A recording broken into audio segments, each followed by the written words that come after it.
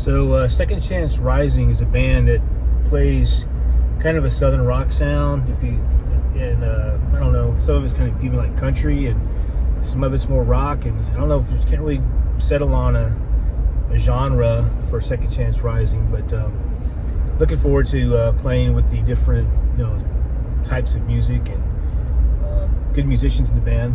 I've known Ray and Keith, two guys in the band, for a long time. And I think I've known Bart. I can't remember when I met Bart, but he's been with the band for a while too.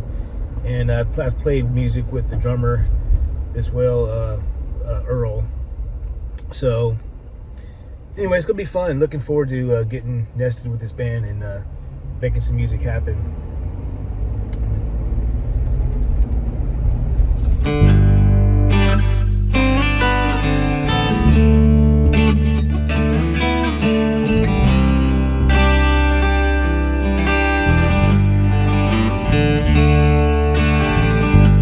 There's been times feeling down and low.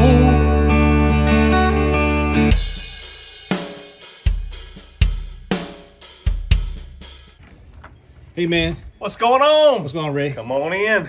Welcome to up, Studio brother? 825, home All of right. Second Chance Rising. And state your full name, social security. No, just what's your name, brother? Hey, it's Ray Obry. So, vocalist, songwriter for Second Chance Rising, and Studio 825 proprietary here. Mixer producer is what I call myself in my dreamland of.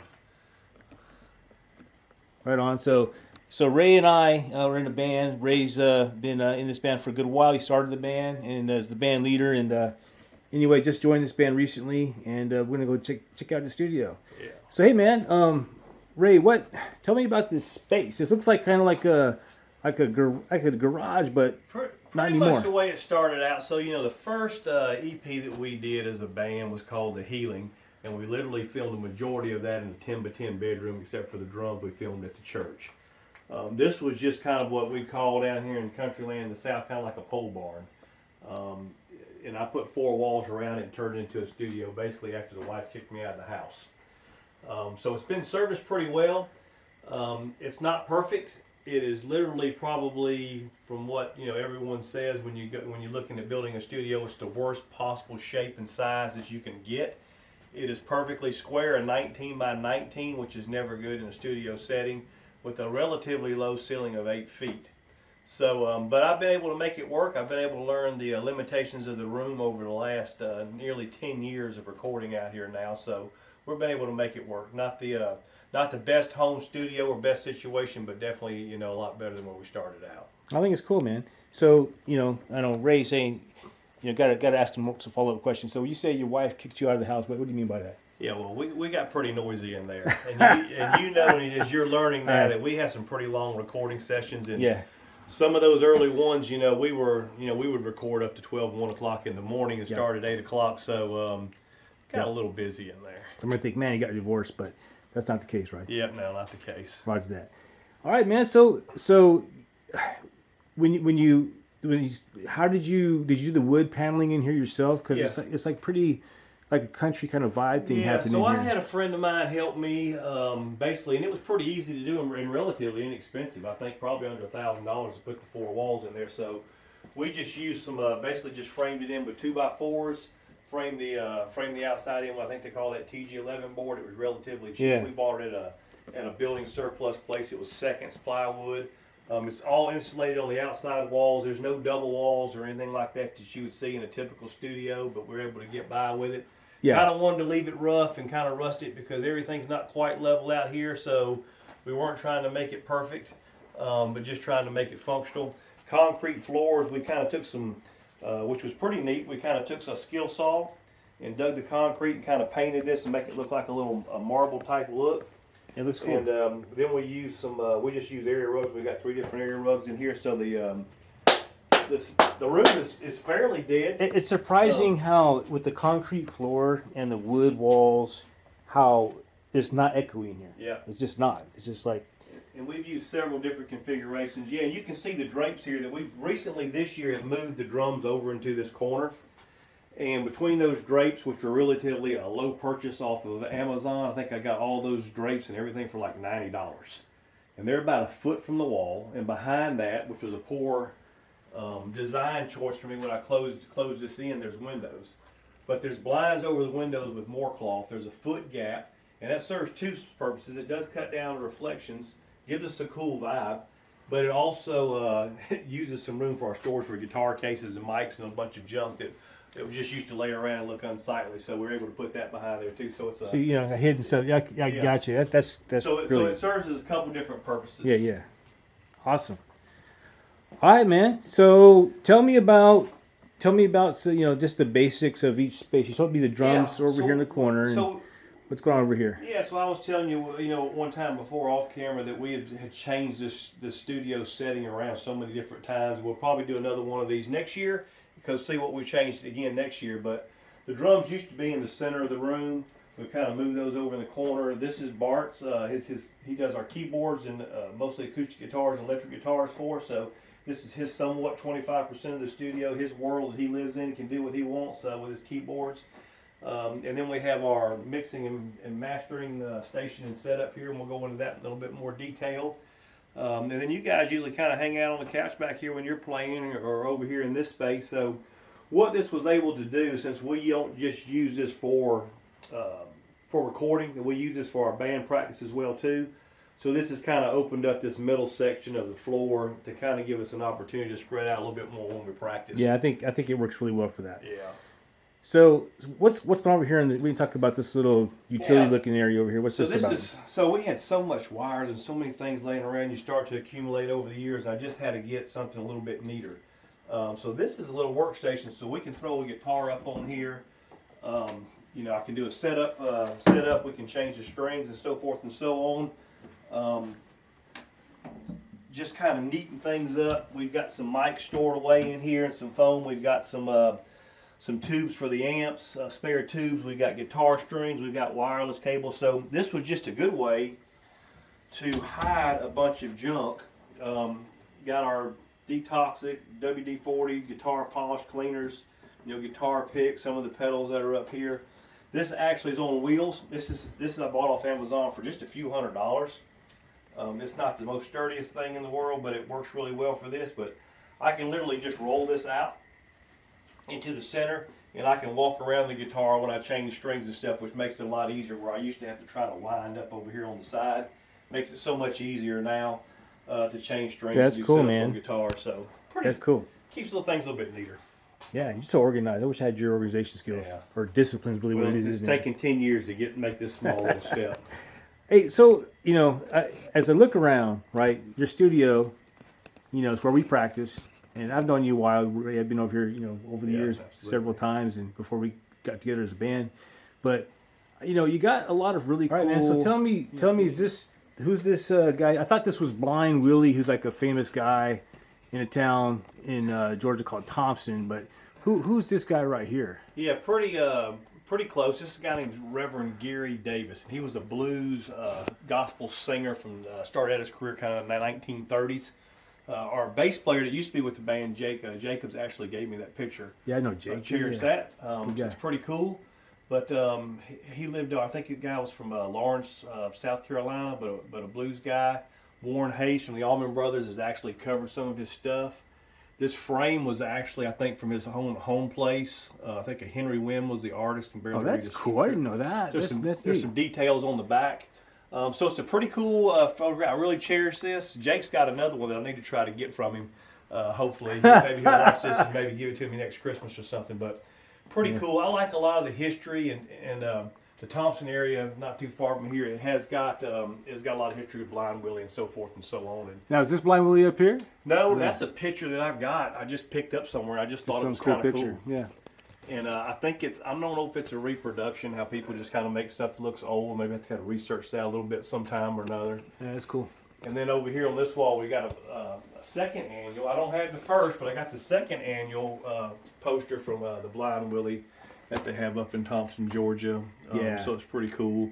He was a famous 12-string guitar player. Yeah. I think a couple years ago, Samantha Fish, you guys don't know who Samantha Fish is. She's a blues player, plays slide and cigar box guitars and stuff. She's really great. But yeah, check her out. But yeah, so that's not Blind Willie. It's okay. I keep saying Blind Willie over and over again. We finally get landed on it. It's right over here. I knew it was in here somewhere. But tell me about this little this picture you got over here. What's this one? That's one my wife actually did. So I have ladies kind of get together and do the little artwork sometimes. So Yeah. Candy had done that for me. Now, was this before she kicked you out of the house? And she's like, this was after. That was a present. she's like, flowing out her crazy. I'm going crazy. This, what would a psychologist say about this? That was a makeup gift. Would it be like, somebody help me, or man, I love my husband. This is a great guitar. She loves her husband. Because if it was before or after, you came out here in the studio, I think it matters. She's probably a lot more calm now. So, all right. So yeah, all right. So let's go over here to the bread and butter over here. We got your studio this is where set up. Where we say all the magic happens, so to speak. So I'll tell you a little bit about some of the gear that we use in the recording process. Pretty much use Studio Live. I'm a big Personas fanboy, as you'll be able to see by the stuff that we have here. I started out, I think, with Cakewalk, trying to record a few things. Went to Pro Tools, just found it very, very difficult. Bought a Studio One mixer, I think the 16 channel, one of the first ones they had that came with the free artist software. Started with that. And really, there was so much online help from people like Joe Gilder and so many of the other ones that I just found it easy to pick up, and I've stuck with Studio One for. That's what matters, right? To get help, SOS. It really is. I mean, so I have the same DAW as Ray, because the reason why I got it, to his point, is because he had it, and another friend of mine has it. So if I have a question, I could So we run the full blown Studio version 6. I keep it updated. Just updated to the latest 6 add-on to correct some bugs in it just yesterday. But really happy with the Studio One setup. A couple things that run everything through the board. For the most part, I use Studio One preamps in the board. I do have 2, and I'm a fan of these. They're relatively probably one of the cheapest preamps that you can get is the Art Pro MPA2s. I've got 2 of them. The first one that I've had... Wait, I'm sorry, I wasn't zooming in on here. Let's check that out. People might be interested in this. Yeah, so these are 2 things that I use other than the preamps that are on the Studio Live board. You have 2 Pro MPA2s from Art. They're relatively fairly inexpensive. They're about $400 or $500. It's a 2-channel. I've got 2 of them. The first one's about 8 or 9 years old. Sadly, one of the channels went out on it, but I still use the other one, run some bass guitar through that. Then I use some simulators for the bass in Studio One. So what is that doing for your sound? What are you trying to get out of the Pro? Where this one shines, where I use this one mostly, is this has a mid-side function, and I record acoustic. Now, and we'll talk into detail maybe on another video on the on some recording techniques. So typically, if you're familiar at all with the with mid-side recording for acoustics and other instruments, what you do is you have one regular mic pointed at a place on your guitar, then you have a ribbon mic that's catching both left and right sides of that. You duplicate the ribbon channel mic, you duplicate that, and you invert one of those and you blend those in for a nice stereo type feel. What the MP8 does is you don't have to duplicate the ribbon mic track. You press their magic button on their mid-side function, that automatically inverts the section and gives you 2 tracks, not stereo tracks, but gives you 2 tracks to blend. A very, very nice acoustic sound that I absolutely love, and it's hard for me to get away from that. Listen to on our YouTube channel. I've been needing you the acoustic work on that, listen to that, and that's running through the MPA. Yeah, it's a good sounding track. Yeah. So I use that for acoustics. Recording, and the reason why I bought the second one because the mid-side function failed on that one, so I had to get the second one. The other place that I use that is on vocals. If I'm using the SM7B Shure mic, which needs about a 20 or 30 decimal boost in power instead of a cloud lift, this has got a 20 decimal hard plate lift gain, so it's very, very clean.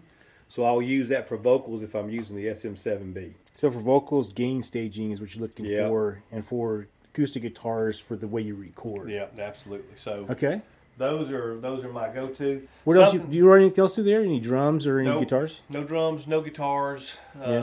Only Just acoustic. mic'd acoustics and the vocals. Okay. And something that I have learned the hard way, and it's taken me 10 years to learn, is when you find something that it works and it sounds good. Not that we don't like to experiment in the studio for new recording techniques, certainly do all the time. But when you find something that works, just stick with it and keep it, pretty simple. Yeah. Big fan of Joe Gilder's "Get It Right at the Source." It certainly does cut a lot of time out. And then everything else up here is pretty much central station, so we can change from this set of monitors here to our mains to QSCs. I don't have a sub hooked up to it right now, but you can add the sub on that. I had their other monitor, Personas' monitor station. I can't remember what it was called, but the difference with this one is everything's so much cleaner. It just comes in right there. So that's for rack mounted. your output speakers to Yep. listen back. And speaking of which, what do you got going on here? What kind of speakers are these? Yeah, so these are Calis. These are the latest Cali 8-inch three-way speakers. If anything that's made a bigger difference in the way I mix, it is these Cali speakers. So I've had some. I started out with some really cheap Mackies. Had some JBLs. I think the Mark IIs, 308s. I think they were forever. Worked pretty good. My old dead rock and roll ears. It really takes a lot for me to hear a lot of difference. When I got the Calis, I could instantaneously hear a difference in it. And the other thing that's probably, which is most people won't think about, makes a big difference. I certainly didn't. But these ISO stands that are up underneath these monitors, right here behind my bass duct player, Yeah. these used to sit on foam. And I didn't realize how much people talk about it. I just thought it was a bunch of hype. When I got these and put these under here and got these off of this wood and off of that foam, I could instantly hear a huge difference in the way I mix. Interesting. So the wood would resonate on the they were sitting on, or So it would maybe make all that isolating? resonate. I didn't really realize it, but it made a tremendous difference. So I'm thinking the big part of your studio sound that's important is this thing right here. Seriously, right there. It's called the ST1, a stone, a rock. Oh, yeah. Right, get things rocking. Yeah, so you want me to tell you Yeah. what that is? This is a cool history. So my mother was German. You okay? My father tried to help people over the Berlin Wall when it was communist. That is a piece of rock that my family sent me from the Berlin Wall. That's cool. And that's graffiti, that paint on it's graffiti. I've got a couple pieces of that. So I keep that up here as a memento. But part of my family over there, when they were tearing down that wall, that is a piece of the actual Berlin Wall. So fun fact, I've been to Germany, and I've been to, I was there when East Berlin was a thing. The wall was still up, and I left there probably about, I don't know, it's just a matter of months before they took the wall down. I think it was in '89 when they took it down. So I was actually doing some work there that year for the Army, and just left. And anyways, that's a really cool story. Yeah, it's a thing for those that don't remember.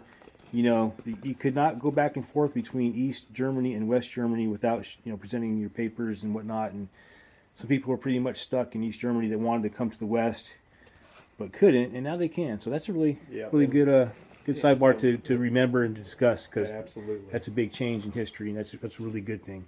All right, brother. So tell me about, you got some other things here. What's this switching thing going on at the bottom of your rack? so that's just power. So I can turn all the mixers on, all the monitors on, all the headphone amps on, all by right there. I can, and I don't have them on right now, but we can also turn the lava lamps on. Oh, okay. Got extra spotlights on up here if we need extra lighting to give us some mood. This runs a pedal board on the other side that I can keep off, so I can turn everything on right there. This is just a power conditioner. That other things are plugged into the back of it, which is pretty cool. Plug my iPhone in here when it's running down. Plug my iPad, my old iPad, in here that we use sometimes to remotely control Studio One. So a lot of times that I'll be over here singing vocals, and I can run Studio One off of the iPad. I'll throw the session up on this big monitor up here. If I'm standing back to kind of look at that a little bit further and run it remotely, if I'm back here doing vocals, and I usually do vocals by myself. I usually do them at night. So kind of run the session on my own. And another thing too, I don't know, I just bought this monitor here just a couple months ago. It's an LG widescreen monitor. But this used to sit here. And when we did the Be Like Jesus EP, from me looking up at this high corner right here, I don't look at this monitor from down here, but even just sitting here flat on the desk, I ended up getting a crick in my neck and lost the feeling and the motion of my 2 fingers. And when we did the CD release party before it was coming out, and I didn't know what was going on, I couldn't even use these 2 fingers, so to try to play lead was really a struggle. I barely got through the show. That finally got better after a few months. As soon as we started working on this project that we're working on now, and I started doing mixing and started doing recording, I started to lose the feeling in these 2 fingers, and I finally figured it out. It was from my neck looking up too much at that big screen. Ergonomics, man. It's so important. I've had to, I posted on the Personas forum, hey, anybody ever experienced this? Yeah, he said, that's a real thing. So I got rid of that up there, got a smaller monitor that's more level. I use a secondary monitor here. So a lot of times I'll have the session here, I'll have some level meters or things here going on, or sometimes I might have words or vocals here if I'm songwriting, but I still use a split screen. But that was mostly now for if I'm sitting on the couch back there to watch the ball game, or if I'm doing a remote session and I need to stand a little bit further back and still be able to see. All right, cool. So what's this central station thing right here? Yeah, so that's pretty awesome. So that's the, I guess that's the... This thing up here? Yeah, so this is from Personas. And what this does is this is remotely. This is the remote part of the central station here. Okay. And this changes between... Oh, so that's the control box external for that. Gotcha. Yep, and then that also controls 2 different mixes on what we hear in our headphones when we're recording. So I can send a different mix to Earl. Earl doesn't like to hear anything but my vocals and a click track when he records, when he's recording his drums. Yeah. I use the other channel in the Persona station coming into mine because I want to hear his drums and I want to hear everything together as a band, to blend. I want to hear the closest sound. Yeah, that's to huge. It. So we can send that central station allows us to send different mixes out, a couple different mixes out, and that goes right into up underneath to the headphone amp that we can run all the way up to 6 different monitor mixes out of that if we need to. Typically, we only need 1 to 2 because of the way we have to run our sessions in here. We don't have an ISO booth. So when you say 6 monitors out, so it's typical like it's a bus, mixed bus. Each basically, one, so everybody has their own individual mix, right? But you don't use like the P16 or that like the Behringer P16 type of Cat 5 interface. You so there's a cord that comes out of here to each musician. Yeah, that's right. Okay, yeah. Yep. And the good thing about it is we can run it out of the front. What we have now is to run out of the back, so it's nice and clean in the front. So there's 3 different headphones that are already set up. One's running over here in the corner. One's already on Earl's drum kit over here. We leave everything mic'd up and ready to go. Why do you do that? We decide we want to record it tomorrow afternoon, we can record. Why do you do that, Ray? Why do you leave everything hooked up? Yeah, just so we can record right away. So are you telling me that it's no fun to like set up for no fun to set every up. time? No fun to set up. I got to tweak the levels a little bit depending on Earl's mood, how hard he's going to bang on these drums, but we're ready to go. So we've got headphones already set up. If we decide we want to lay down something really quick, we can. That's cool, man. So I have found, speaking of that, I have found over the years, by the time I can get a session going, get something mic'd up or an acoustic, I have lost all of my inspiration. I probably forgot the little melody or what I've thought of that I wanted to lay down really quick to come back to. But I've got even this set up where I can run this. I can take my talkback mic out of here, plug another channel in to run a scratch track, and hit my acoustic straight in either to the MPA or straight into the board, and lay down a really fast scratch track if I'm inspired. Let's talk about that microphone for a second. So looking at that microphone, is that a condenser? Is it dynamic? Does it get to run power 48 volts to power it? What's going on with that thing? That's a good question. It's so this is brand new. Just got this like 2 weeks ago. The Shure. Shure 55. I think it's just a standard. I don't even think it's 48. I got that just because one, I thought it was pretty cool. So just using that. It is cool, man. Look at that thing. I think it's vibing right there. Look at that. Now, what is surprising is I did a scratch track vocal with that the other day on a song I was working on that y'all haven't heard yet, and that thing is clear and sounds really good. I don't know that I won't use that mic to really record a real vocal that we're going to release. The mic sounded really good. It's pretty cool. But we'll probably have a future video at some point in time where we discuss the mics and some other recording gear and stuff like that. So make sure that you subscribe, like to hit the bell, and do all that kind of good stuff to stay informed if you like these type of videos. All right, Ray. So So let's talk about, ergonomics and recording process. How do you do your vocals? Where do you stand? Kind of how do you set up for that? Yeah, so some of the things, what we would start off early in the process is, so we don't have ISO boosts in here, so we have to track a little bit different than what you would typically do in a, $500,000 or $1 million studio up in Nashville or somewhere. But we can make by and do pretty well. So the first thing that I do is I record a scratch vocal to a track in time to either just to a click track or to some kind of a beat. Then what we do is we can track Earl and his drums, will play drums to that scratch track. We can run bass at the same time because typically bass is going to go directly into the MPA2 and then into an amp simulator into the software. I have mic'd a bass cabinet and run two and blended those before. But I tell you what, the simulators have gotten so good, recently, going straight into that MPA, which is not a bad sound. You can actually overdrive. It's a tube preamp, so you can actually overdrive that if you want a little bit of dirt in it. But typically we'll lay down the drums, we'll lay down the bass, we'll get us a good pocket. The keys are direct in, so we don't have to worry about that if we're recording keys.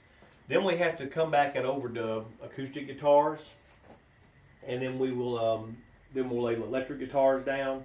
And then vocals, the only thing that hurts us here a little bit in this studio, we're on almost 50 acres here at Studio 825, but we still do have some noise from neighbors if they're running a leaf blower. So during the day, it's usually not bad. The day's been pretty quiet. We're not full-blown thick walls like you would in the studio. It's not perfectly isolated. So a lot of the vocals I do at night, I do by myself. Those are the biggest things. Yeah, eliminate all that. We've got a recently we've put in just a couple years ago was our AC and our heater unit up here, which is pretty cool. It's really, really quiet. The only time I really have to shut that off is if I'm recording acoustic guitars and if I'm doing vocals. But we actually did our Christmas CD a couple years ago before we had that in the middle of the summer. We were recording in here and it was 98 degrees. And that's doing a bummer. Christmas music, yeah. So it was pretty tough to get into the Christmas spirit. Because you can't record Christmas music at Christmas; it's too late, right? And that's exactly right. And I had to do something. So we invested in a little heat and AC, and I'm surprisingly how inexpensive that's added. One to the electric bill is hardly anything, and then it is quiet. So. But that's a little bit about our recording process and some of our limitations. I got a question for you. People are probably wondering this. I know, I was wondering. So when you look at in here, we talked about the layout of the the building and all the guitars and stuff in here, and we all know one thing about guitars is the weather and temperature causes it to bend, and get out of shape and get now you got tuning problems and fretting and all this kind of stuff. So you just talked about your air conditioner. What about the humidity? Yeah, so that does have a humidity mode on it too. And I don't know if you picked it up on camera, but I keep a pretty close eye on the humidity. We're at 41% today. Oh yeah, okay. Which is pretty good. I think they tell me, people have told me somewhere around 45 is pretty ideal. So 41% is pretty good. I just tuned up one of my guitars a little while ago when it was sharp on all the strings, which tells me with all this rain that we've had all week, it's absorbed a lot of moisture. But that unit does have some dehumidifier aspects on it. During the summer, if we're running a lot of heat in here, I will put a humidifier in the corner too, just to keep a little bit of moisture in the air. So I keep a somewhat close eye on that. And so, if you guys were watching the news recently in Georgia, we had some of the coldest weather we've had in our area, like 6 degrees. That's what. Yeah. So 3 days ago, we had everything froze over and the ponds were froze over, and it was got down to 6 degrees. And today, I'm in short sleeves and pretty comfortable. So yeah. So how did it do in here during that extreme cold? Did it hold out pretty good? Yeah, it holds out pretty good. Yeah. Okay. So that little that unit right there heats and cools this space really well, and I just keep it on all the time. That's important, man. Right now I got it set on 71 degrees, and it'll hold that through the winter, through the summer. That's pretty much where it lives all the time, and it maintains everything pretty good. All right, man. I think that do you have one other question I want to ask you. So I haven't seen you use this in a while, but I noticed up here on the ceiling you have this padded, chained up, like almost like a crib. If you lowered, like a baby would sleep there or something. So tell me about what that thing is. Yeah, so that's my attempt at sound treating the room. So I have had bass traps in here before on all the corners, and somebody probably instantly looks at this room and they say, "Man, he got no sound treatment." So here's the deal. This is for our mix position. This will actually, I can unhook the chain in the back. This will come down if I want to do vocals, and I can sing into this, and it's shaped like a V. That's very good. So we do that sometimes. This room is fairly dead. If I'm recording at night, I don't have to really isolate too much sound. It really doesn't It change. is amazing just how dead this room is in terms of audio. It's like there's no echo in here. I mean, it's concrete floors, wooden walls, a couple throw rugs down here and there, but it just the acoustics in here. Even when the drums are playing, I mean, it sounds great. Yeah. It's unbelievable. We had this at one time when the drums were over in the center of the room. They were over the drums, which helped a lot. But since we moved that in the corner with all the drapes, that has Yeah, I bet they made a huge difference. has made a huge difference in the drums and the echo and the resonate. So it does good. Sound treatment. I know this room when I'm mixing. I know after it took me, it took a minute, right? It literally took about 5 or 6 years before I found the weaknesses of this room. And that's why when you look, man, there's no sound treatment. I've been in some studios where Grammy award-winning people have produced and mastered music, and even some of them in the Hall of Fame. And the room is not much different than this. There's not a lot of sound treatment up in any. I think sometimes that we overhype that a little bit, personally. So a big part of it is how you capture the sound. And It's engineering, right? The equipment that you use, not just the room. So you can have a great room and have what I'm trying to say is you can have a really great room, it's all treated, and have a lousy recording also. Well, and right? you have to learn, in the mixing process, you have to learn the room, the limitations of the room. I know that I don't hear a lot of bass in this room when I'm mixing. I know somewhere, that mud below 50 hertz and that 80 above and that mid lows, that I don't hear that in this room. And I know that if I crank that up to where I need to hear it, where it sounds right in here, it's going to be muddy when I listen to it in the truck. Now that I'm aware of it, I'm real sensitive to those frequencies that I know of this room doesn't resonate well. And from what I understand, talking to the other people that are much more smarter on this than me, that I'm still learning, believe me. I don't care how good your room is. Every producer and every engineer has to learn that room and what the weaknesses and strengths are of it. And I also use, and I rely on, and you see more and more people do it. This is like, for traditionalists, it's a no-no, but more and more people are doing it. But I use the headphones a lot when I get down to the final mixes. These are AKG 701s, open back headphones for designed specifically for mixing. They work very well for me. I have those broke, so I bought the AKGs because I was a big fan of them, the 712s. A lot different in your ears. You have to get used to them. So that's the thing, is consistency, I would imagine, Yes. because if you change the way you listen to your sounds all the time, you're not sure how it's going to come out in the end. But if you do consistent listen, I think you can anticipate what it'll sound like in your car or whatever, and kind of get a better idea of what you're producing. Yeah, exactly right. And these, I was getting a different feel with those. I could instantly hear that and hear the difference in my mixes. I took these apart and found a wire that had broke, and I fixed it. I was just going to trash them because I'd bought those, and these are fairly expensive headphones. So I went back in and fixed them, and so these are still what I use today. I also got this new Waves plug-in of the NX. I can't even remember exactly what they call it. So the downsides with headphones, as anybody will tell you, is that you don't get a true representation of the stereo field. When you're listening here, you hear the crossover of the sound from the stereo. Here, everything is isolated. With this new software, from what they're telling me, and I haven't used it very much at all, I'm going to experiment with it a little bit, but it blends in this stereo field in between the two. It's not isolated left and right. What's the software completely. called? It's from Waves. Waves? NX or UX. People won't have a problem googling that and finding out what that is. But you can emulate. It emulates different studios. Abbey Roads, I think Blackbird. I've got 2 or 3 different ones.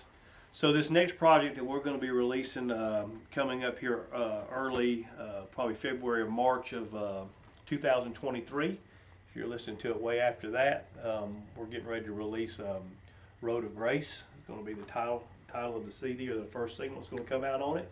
Very cool. And I'm going to experiment with it. It's not something that I'm going to rely on for my mixes, but between the open, the Calis, between the 701s, between that software running it through, I also, you can see the mains, the QSCs behind you. I'll swing over in the chair and I'll give a listen over here in the center of the room so I get that feel too a little bit louder. So I use, like a lot of engineers or people, we use several different reference points and mixes, not to mention all of the reference tracks that I'll have into that particular session too. So I'm using the Calis. I did have a smaller set of monitors that I used, different set of headphones, the new software and the QSCs, and then I'm going to burn it down. I'm going to take it out to the truck and take a ride and listen to it there too. Yeah, I think that matters. Yeah. But those are a little bit, those are some of the, as far as the soundproofing of the room and some of the treatment. And this is a good place for storage too, honestly. Got some blankets up here. I have hung those up in the center of the room and kind of isolated the drums. I have even ran that down here when I've been mixing before, because this is sitting as, if you kind of get a broad idea of the room, it's not the ideal mixing position for this room would be this to be in the center and a third of the way back, for when you're doing all the rules of geometry and mixing, what they'll tell you when you start to lay out a studio. So obviously we're not that way. I've got a couple feet from the back wall and it's pushed all the way over here. Wouldn't be any different if I was in a 12 by 20 room, but I have laid those blankets down here. But honestly and truly, I didn't get that much of a difference. And the only thing I can think of, we talk about all the stuff in the room and people using diffusers and different other kinds of sounds. I think with all the guitars and just all of the clutter laying around, I think it somewhat acts as a diffuser. Almost, they're hard, it has to. They're hard surfaces. Something's working in here because it just doesn't echo. It just sounds really great. And I know that people comment on this and hey, you really need this, that, and the other. And I don't disagree with you, but we have our limitations that we use for this smaller space for practice and for mixing, and I think we're able to achieve some pretty decent results for what we had to work with. I agree. For sure. Totally. Yeah. All right, man. Ray, I appreciate you taking the time filming this. We're going to put this up on our channel. I know that you're going to put it up on yours too. So hope everybody tunes in and enjoys. That's what bandmates do, man. We help each other out and whatnot, and it's good for me to kind of know some of this stuff. To understand when I see Ray turn around and pushing some buttons, flicking some switches, I kind of know what's going on. So that's a good thing to understand. All right, so we just wrapping this up, and it's a really good tour, and I appreciate it, Ray. Coming in your space like this and getting a good rundown. Yeah, absolutely. So, to find your content, our content as a band, where do we need to go for that? Yeah, so it's secondchancerising.com is our website. You can also find us, obviously, you're here now, as on YouTube. We also have Twitter, Instagram accounts, Reverb Nation accounts. And if you go to our website, you can find links to all of those. So, love for you to subscribe to our website as well as YouTube. Hit the like button, hit the bell for future notifications. Also, if you see anything more that you want us to elaborate on, any kind of gear, want our thoughts, we'll shoot another video. Let us know in the comments. We really appreciate it. Awesome. And, of course, you can follow this on Jim Stanton Guitar, same on Instagram and Facebook and YouTube as well. So I'm looking forward to coming back out here. What we really need to do, Ray, is we come back out here maybe next time is dig in these guitars a little bit and some of the instruments, Yeah, there's no doubt in my mind that for some future videos, we're just getting the channel kind of up and going and kind of regrouping here after this pandemic and this downtime. But we'll do definitely some reviews of some of the guitars we have here, some of the amps. Big fan of boutique amps as well as some of the vintage Fender stuff we have. I'm sure that you're going to help us with some of the MIDI stuff that you've been doing on your pedal boards that we're always interested in. We'll talk about some recording techniques, some drumming techniques, and things like that too. So we just look forward to expanding it and getting to know more of our fans and more of our people interested in this. So, all right, Jim Stanton Guitar and Second Chance Rising.